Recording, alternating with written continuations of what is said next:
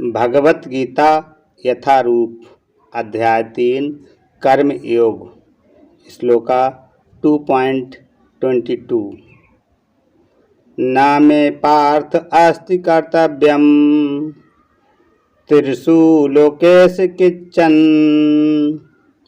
न अनवाप्तम अवाप्तव्यम वर्ते एवो च कर्मणि।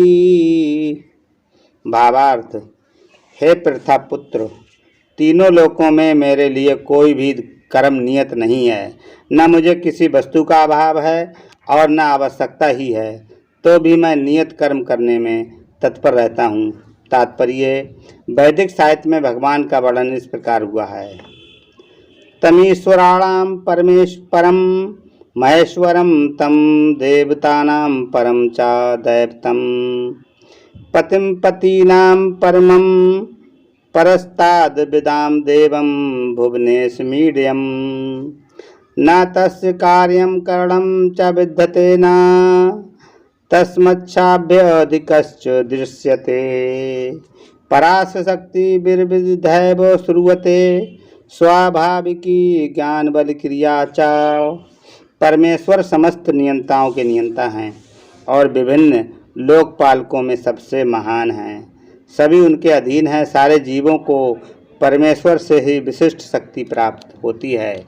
जीव स्वयं श्रेष्ठ नहीं है, वे सभी देवताओं द्वारा पूज्य हैं और समस्त संचालकों के भी संचालक हैं। अतः वे समस्त भौतिक नेताओं तथा नियंताओं से बढ़कर हैं और सबों द्वारा आराध्य हैं। उनसे बढ़कर कोई नहीं है और वे ही समस्त कारणों के कारण हैं। उनका शारीरिक स्वरूप सामान्य जीव जैसा नहीं होता। उनके शरीर तथा आत्मा में कोई अंतर नहीं है। वे परम हैं। उनकी सारी इंद्रियां दिव्य हैं। उनकी कोई भी इंद्रिय अन्य किसी इंद्रिय का कार्य संपन्न नहीं कर सकती।